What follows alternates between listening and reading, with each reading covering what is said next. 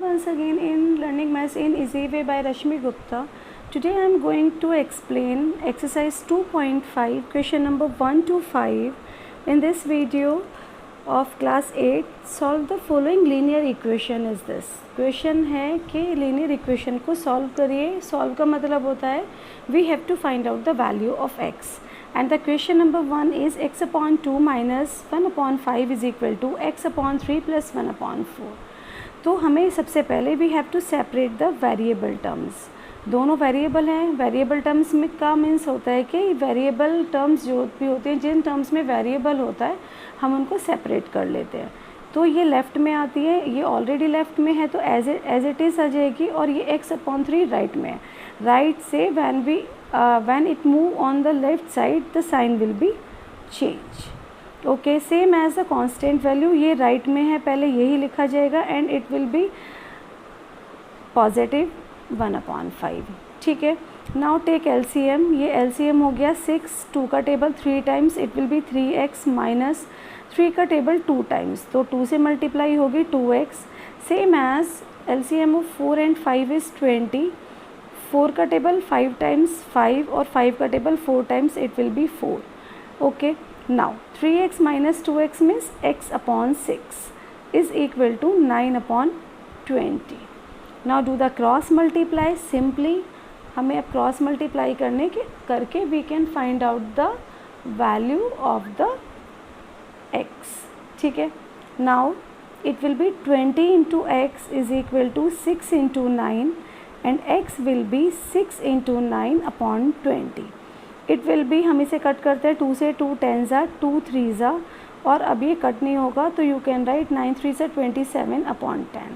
तो that means जो हमारी x की वैल्यू है वो हो गई 27 अपॉन 10.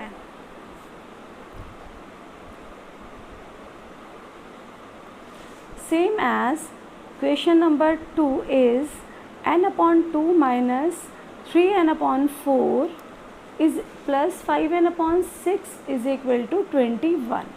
ठीक है. अब हमें क्या करना है, यहाँ पर भी सेम हमें करना है कि we have to find out the value of n.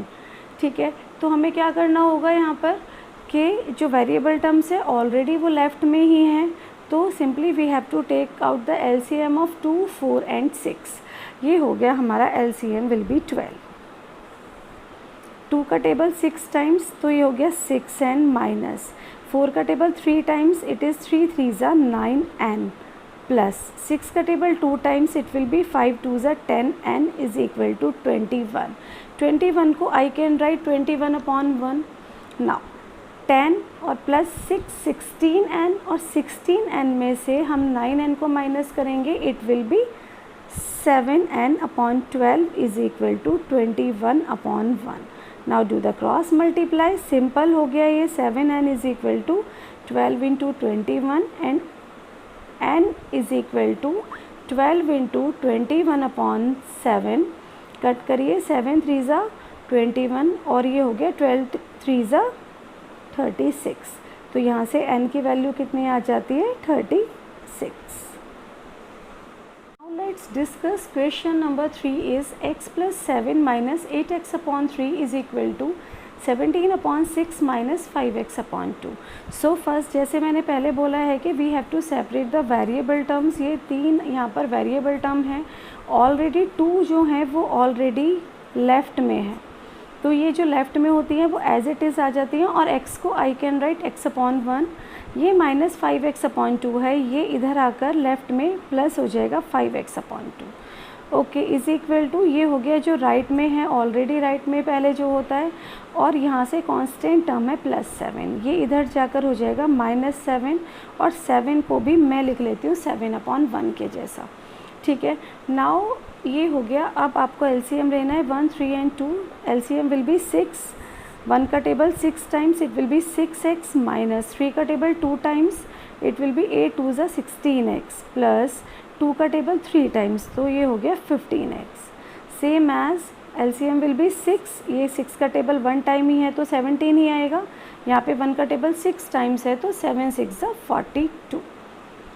Now 6x और ये 15x मीन्स 15x में 6x क्योंकि दोनों पॉजिटिव टर्म है इट विल बी 21x में से 16 हम माइनस करेंगे तो it will be 5x/6 is equal to here minus 12 minus 7 is 5 and 3 minus 1 is 25/6. Now do the cross multiply. It will be 6 into 5x is equal to minus 25 into 6. Now x की value के लिए जो भी multiplier में है वो divide में आ जाएगा. हियर 6 into 5, 6 से 6 कट, 5 से 5 5 ज़ा 25, इट विल बी -5. तो ये हो गया x इज़ इक्वल टू -5. तो value of the variable means जो भी हमारी x की वैल्यू है वो आ गई है यहाँ पर x is equal to -5. Now discuss the question number 4. And question number 4 is x minus 5/3 is equal to x minus 3/5. It's a very simple. हम यहाँ पर वेरिएबल टर्म को सेपरेट नहीं कर सकते हैं तो we have to do the cross multiply direct. ये हो गया 5 की मल्टीप्लाई x माइनस 5 पूरे ब्रैकेट से और 3 की मल्टीप्लाई x माइनस 3 से.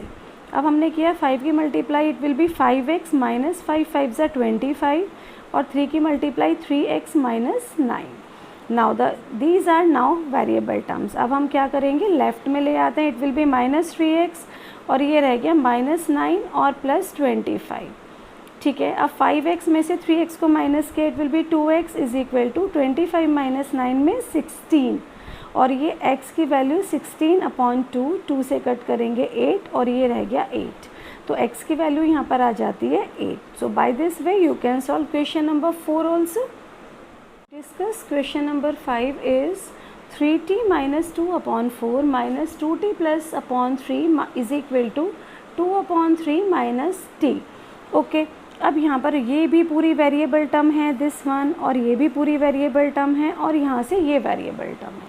तो हम क्या करते हैं, ऑलरेडी 2 आर इन लेफ्ट, ये तो एज इट इज़ हम कॉपी कर देते हैं और ये माइनस टी को इधर लेफ्ट में प्लस t/1 करके लिख देते हैं और राइट हैंड साइड में it will be constant term.